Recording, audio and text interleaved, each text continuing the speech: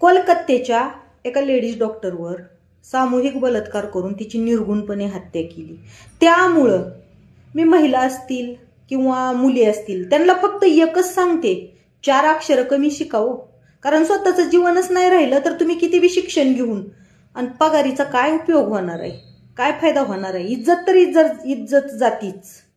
आणि दुसरी गोष्ट म्हणजे स्वतःचा जीव पण गमवावा लागतोय। मग काय उपयोग आहे अशा शिक्षणाचा? शिक्षण घेऊ नका हा माझा प्रश्न मुळात नाहीच आहे, पण स्वतःचा जीव वाचवण्याची, स्वतःचं संरक्षण करण्याची ताकद स्वतःमध्ये ठेवा। कारण ही जनता आहे ना, ती फक्त बघ्याची भूमिका घेणारी आहे, तुमचे व्हिडिओ काढणारे आहे आणि तुमचं बलात्कार झाल्यावर किंवा तुमच्या हत्या झाल्यावर फक्त जी मेणबत्त्या घेऊन चौका चौकात पेटवणारी आहे। आत्तापर्यंत अशा कितीतरी हत्या झाल्यात, आत्तापर्यंत असे कितीतरी सामूहिक बलात्कार झाले, आत्तापर्यंत कितीतरी बलात्कार झाले। काय कुणाला न्याय मिळालेला ह्यामध्ये? एक झालं महिना 2 महिने न्याय दिला पाहिजे, न्याय दिला पाहिजे म्हणून जनता रोडवर येते हो। पण नंतरचं काय?